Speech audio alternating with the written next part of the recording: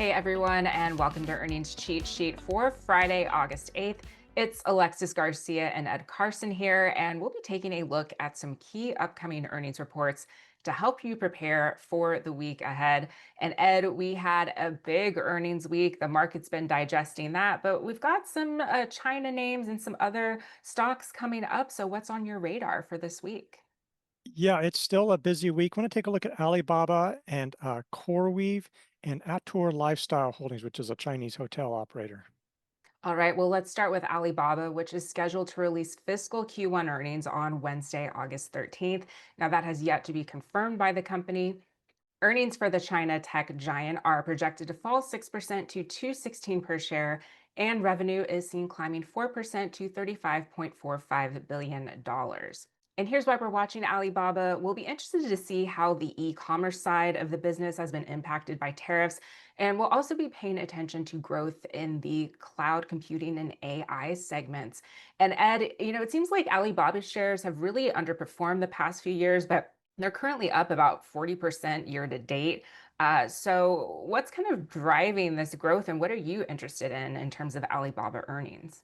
Yeah, I mean, it's like to one extent, Alibaba is going to give us similar kind of a read on the Chinese economy. They may not be super exposed to tariffs, but obviously tariffs and how China's weathering that is important for Alibaba and a lot of other companies that we look at, assuming that it reports next week, and it could be the following week is what it ultimately does. And then the cloud business has been strong. They also have a lot of AI, some of their models. I mean, sometimes their stock action has moved on. Oh, they're releasing this AI model. They're sort of like they're like the hyperscalers. It's like an Amazon in that regard. It's got a e-commerce and cloud computing arm. And so thinking about that and just sort of a commentary on the cloud, maybe about NVIDIA, which is now being able to sell some chips to Chinese customers. Again, that might provide an opportunity for them to expand their cloud computing operations. So, a lot to look at with this one. And I feel like whenever we talk about China stocks, there's always some caveat there in terms of risk. So, what's your outlook with how they've been performing this year, and what would be your guidance to investors? I mean, it's been performing okay, and the problem is that Chinese stocks tend to go on runs. I mean, the U.S. market does that too, and go on runs. But you see it, obviously there have definitely been times when Chinese stocks are in favor, but they can also sell off quite rapidly. And there's always the regulatory risk. It doesn't feel like that the Chinese government is going to crack down. That's from years ago. It doesn't feel like that's something that's front and center. It's always a risk. Obviously, tariffs are still a risk. How that goes, not just what's imposed on China, but what Trump does with other countries, because that can affect how trade, now the Chinese economy handles things as well. So still a lot of just things there. And again, it's sort of like you don't know it. It's sort of like you may know your neighborhood and you understand how things are, but it's like, explain to me how things are going, in South Illinois. It's like, I don't know. It just sort of, it becomes sort of foreign to, it is literally foreign. And so there's always that risk. It may be things that if you were in China, we go, oh yeah, I don't know about that. Or yeah, that seems really good. You just may not pick up on. All right, Ed. Well, thank you for the insights as always. And let's take a look at the chart. We're going to start on the weekly here, just because we can see this cup with handle base with a 123.99 buy point. But talk to me about this chart and your thoughts on the technical action. Yeah, I mean, it has sort of a cup with handle. You could sort of view this as a, that so that there's that. It's coming up to it. It's also the buy point on this is right around the prior buy point from that really deep cup base that it came racing up from. Didn't really offer many opportunities to safely get into that name, though it did go on a nice run. So that's sort of interesting in that. So it's setting up, and so if it's right there, if it can hold right in here and then move on earnings, might provide an opportunity. But again, the relative strength line, it had a burst, but then it's faded off, and you can just see longer term, it really did not do well. Obviously, we had some big runs at various times. I mean, Alibaba is down a lot from several years ago. Most stocks, in the U.S., most tech stocks especially have gone up quite a bit since 2020, not falling like this. All right, Ed. Well, let's move on and take a look at CoreWeave, which is scheduled to report Q2 earnings on Tuesday, August 12th. Earnings for the cloud computing company are expected to come in at a 23-cent loss versus a 56-cent loss the previous year, and revenue is projected to climb 178% to $1.08 billion. And here's why we're watching CoreWeave. We'll want to see when the OpenAI business kicks in, and we'll be paying attention to any comments on how Microsoft and other hyperscalers' AI spending, what those plans mean for CoreWeave. And there's also been a lot of focus on the planned takeover of Core Scientific, which investors don't really seem to like, Ed, and overall pricing and margin outlook. But talk to me about CoreWeave here. And I know sometimes we talk about why it's important to follow other companies that are related in earnings. This one seemed to get a boost after Microsoft earnings last week. Some good news there. So, what's your thoughts on CoreWeave? Yeah, CoreWeave operates basically, hey, here's data centers for others to use, and a lot of people want those data centers, and the demand for data centers is what's driving it. Obviously, NVIDIA is an investor. They buy a ton of NVIDIA chips, so there's huge expenses, there's huge revenue growth, there's still huge losses. So there's a lot of things. It's probably the kind of thing you're going to see a lot of big numbers, and, and not knowing you could obviously probably spin a tail why it should go up 30% or down 30% on that news. Uh, I have some things. So it's going to be a lot of issues there. How people really perceive this. I mean, can that growth really be sustained? I mean, or not, or at least a really strong growth. Do they have a path to profitability? Being able to, have revenue growth greatly outpace costs. Yeah, and there's the core, and then there's the Core Scientific, ticker Cores. What Cores does is a Bitcoin miner, but they've sort of been turning into a place where you can lease, turn that space and those power link ups and use it for data centers. And CoreWeave had a relationship with Core Scientific. They were using some of that, and so they thought, well, we'll buy them out. But maybe, but that wasn't seen as investors didn't like the price tag or that business or whatnot. So that is an issue. So a lot of those things are in there. A really important report after big run and big sell-off. Yeah, and we're on the weekly here, Ed. We could see this big run since the IPO, but has sharply pulled back. It's been trading under this 10-week line now for about 4 straight weeks.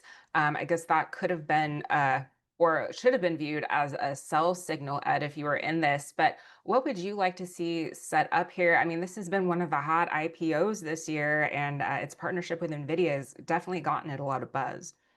It has, but it's like I think it needs a lot of repair work. I mean, there's just a huge ton of time. It needs to get above the 50-day line, but if it in the 10-week line, but if it did that straight up, that wouldn't look normal. I'm not saying it can't happen. You could have this go straight back up, but normally you see things come up and digest. Now, if it can get up to above the 50-day line, then consolidate for a while, then it might look more attractive. It could form an actual base. That would be good, but it needs to do that. Again, by all means, people should definitely be watching this. I will say one positive, there was enormous volume on the way up. The volume did dry up on the way down. I mean, it was still pretty high, but it was below average because that volume there was just incredible. So that was a positive on that. There's still a lot of interest in this name, but I think you just need to let this one set up again. All right, Ed. Well, let's go ahead and move on to Atour Holdings, which is scheduled to report on Thursday, August 14th. And again, that date has yet to be confirmed. The China Hospitality and Retail Group is expected to see Q2 earnings climb 32% to 41 cents per share, and revenue is expected to climb 29% to $326 million.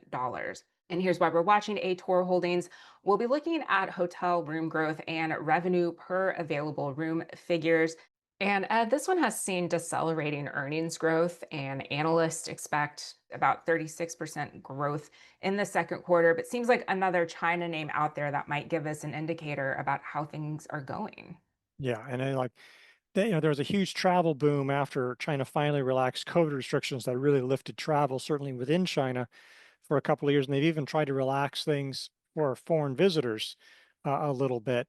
This has been a strong performer and solid growth. Again, we'll see when that comes out, but it's a good time to look at that. Definitely check on investor relations sites to see when things will be when they actually come out. And you're right, they have not confirmed that, but this one has had some pretty solid growth, where hotels and some travel places in the US are struggling for various reasons.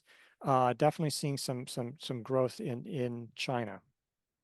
And we're on the daily chart here, Ed, and you can see at the bottom here, just you mentioned very solid growth numbers on the earnings and revenue side. And this one it cleared out of a flat base with the 34.23 buy point. It pulled back to the 50-day line, but looks like it's found support there, trading around the 21-day line in that buy zone. So, how would you handle this stock ahead of earnings? I mean, you could try it now, hoping that that the stock does that. They don't report earnings for another week or so, but it's still going to be coming soon. You know that for sure. And while this one had some sideways action, but it's sort of been grinding higher with a lot of these bases. Keep in mind, we looked at Alibaba where it surged and then it sold off. See, this one surged in September and held those gains. And yeah, there was some this and that, but it's continued to run. So if you can put the perspective, a lot of stocks ran up in China last August and then gave up much or all of those gains. And some of them are bouncing back, but this one is one of those that held the gains. And again, that wasn't necessarily the greatest versus US markets. It went sideways on RS, but this RS line is pretty strong. Really, when you think about that, it made a big run and it's sort of been trending slightly higher. So definitely one of the leaders in China out there. All right, Ed. Well, those were some of the top names on our radar, but there's more to cover. So let's stay on the China theme and look at JD.com, scheduled to report on August 14th. And again, this one you talked about a lot of China stocks just struggling to hold those gains. So, what are your thoughts here on this chart? Don't need to look at it for too long. It's just this is an Alibaba rival. It's been struggling. It does not have that cloud computing arm, but we'll give you some more perspective on how things are there. All right, well, let's take a look at 10 Cent Holdings, scheduled to report on August 13th. You can see the daily here. Thoughts on here? It looks like it's extended from a buy zone. Yeah, and this is one that maybe looks easier to see on a weekly. This trades mostly on the Hong Kong exchange. And so there's plenty of volume in this name. It's a monster like Alibaba, but it's over the counter here. So that's why you see these little dots going up and down. This is really a huge messaging and gaming giant. Solid growth performer for quite a while. But yeah, it's extended and would need to pull back or maybe form a shelf or something before it became actionable. All right, well, let's look at 10 Cent Music then, posting earnings on August 14th. Still on the weekly here. And again, another one that's extended after breaking out of this consolidation area. Yeah, I mean, this one's starting to grow again after, I mean, on the revenue side, after having, for a long stretch of not. There might be a mini little consolidation but that's more like an add-on buy point, perhaps after earnings. It's not that long. All right, well, let's take a look at C Limited, which is scheduled to report on August 12th. And Ed, talk to me about this one in consolidation, but looks like it's trading below that 10-week line right now. So, how would you like to see this act ahead of earnings? I mean, it'd be nice if it came closer to the 10-week line, something like that. Not too much, because then maybe it would be buyable if it got above the 10-week, 50-day line.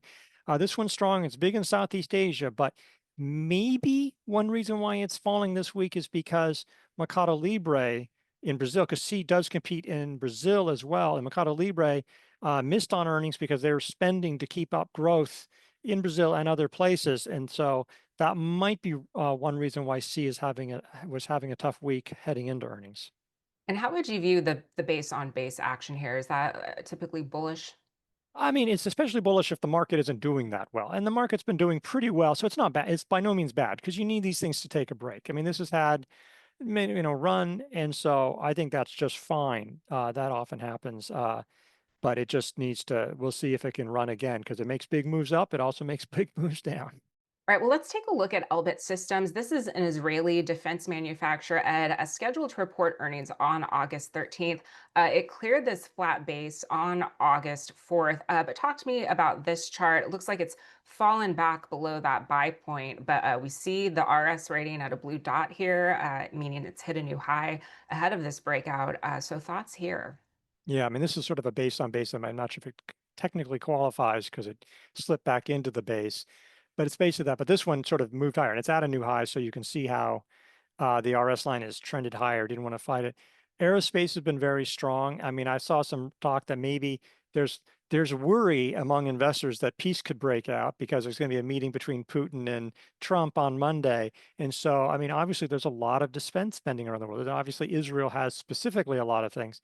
So I think people wait for earnings on this one. I mean, but this one's been acting very, very well. Very strong growth in recent quarters, like a lot of acceleration on revenue for several quarters, really solid earnings growth. So definitely a name to watch. And let's take a look at Circle Internet Group, which is a recent crypto IPO. This has been one of the hot names out here, Ed, and earnings are due on August 12th. Looks like this one's trying to form a base amid erratic price action. But what are your thoughts here? I mean, I think it really needs to set up a base. It was really strong action, a huge move. There wasn't even really an IPO base. It traded for a few days. I suppose if people could have bought that gap up when it sort of cleared those first few days, but after that, there really wasn't anything that you could have done on there. There was a brief time when it tried to look like it had another consolidation and moved out, but sold off. And that's something with IPOs. They go really strong both ways, very fast. I mean, this is the first earnings report. We don't really know what this company is going to do. Now, this could take off, but I think it needs to set up again. It needs to get well, I think, well above 200 before you start really paying much attention to it. I'm not saying that would be a buying opportunity. Certainly not if it just went straight up, but I think you need to see it show some strength, maybe form a new base. If it starts going over 200, maybe you start seeing a base show up in market search. All right. Well, how about we take a look at a nuclear power name that's Oklo, due on August 11th. And talk to me about this one. This one looks extended here from the 50-day line, Ed. But talk to me about Oklo in this chart. Yeah, I mean, this is really powerful. It goes these big swings, but it had another move out and it is extended. And I'm not sure what we get from the earnings figures because this is basically a company without much revenue. I mean, basically no revenue. It's all about the future. There seems to be a bright future, but it'll be the commentary. I mean, what are they saying about, oh, this is happening, this is happening. Uh, so that's what people are going to be looking for with this report. All right. And how about Cisco, Ed, posting earnings on August 13th? This one just out of a buy zone, coming up here out of a tight area. But thoughts here on Cisco, Ed? This one seemed to kind of lag for a while, but it looks like it's moving out again. Yeah, and on a daily chart, I know on a weekly it's got a tight pattern, so there is a new thing. But then on a daily chart, there is a flat base. Normally, it's the other way around where you see those on a weekly chart first, but there is one here, and it's a tight pattern anyway on a weekly, so it still works. So this is basically a base on base. That's nice. Like again, very short, very shallow. Nice action. Look, this is a slower grower. It's faster growing rival Arista Networks already reported. We saw that. But this one seems to finally be getting some revenue growth. I mean, some of that may be acquisition, some of that, but it's like one of those old dogs like Oracle or IBM that take a while to turn around and maybe they're finally getting that engine into growth areas. It's just been hard. Bouncing up the 10-week line, there was probably some early entries. If it weren't for earnings, I think you'd probably say it could be actionable now. But now I think at this point you probably should wait, barring an option strategy. And this one again, it's not going to grow like crazy, presumably. I mean, unless something really changes. But this is one that could definitely consider for a portfolio among a lot of other names. All right, Ed. Well, how about Brinker International? They own a bunch of different restaurant chains. Those earnings due on August 13th, uh, trending below this 50-day line, Ed. But thoughts here? I mean, the growth rate is going to slow. It was really astonishing. It's really unusual for a restaurant to show that kind of growth when you're not expanding the store locations. I mean, there may have been some, but this is a huge operation with always, but they redid stuff on their Chili's menu and just really enormous growth. You just don't normally see that with a restaurant that isn't growing the store count. Can that continue? And the labor costs are rising, and food costs are rising. So it's just, I think a lot of restaurants. I mean, the restaurant run, there's some that are still doing well. This one could do something, but needs to get above the 50-day line. Then maybe there could be some kind of entry, early entry there. But the growth, the growth is probably going to slow pretty soon. We're going to expect it to slow. So I would, this is the last quarter for fiscal 2025, and then it's supposed to slow quite a bit after the following quarter. So that's just something to keep in mind, is that it may continue to grow, but you're not going to see that enormous run, presumably. All right, and well, let's wrap with a look at John Deere, another industrial name reporting here. And we saw results from Caterpillar, but what are your thoughts here? And this one in a flat base with a 533.78 buy point. This is one where people are buying ahead of time. I mean, like this has been on a run, even though the earnings have, let's face it, have been lousy for a couple of years. But people are looking for that to start turning around, starting with that, but not until a couple of quarters. So uh, people need to look on that going forward. Are we going to see that growth um, going, returning? But yeah, nice action here, sort of doing these, stair stepper, forming a tight base after a V shape.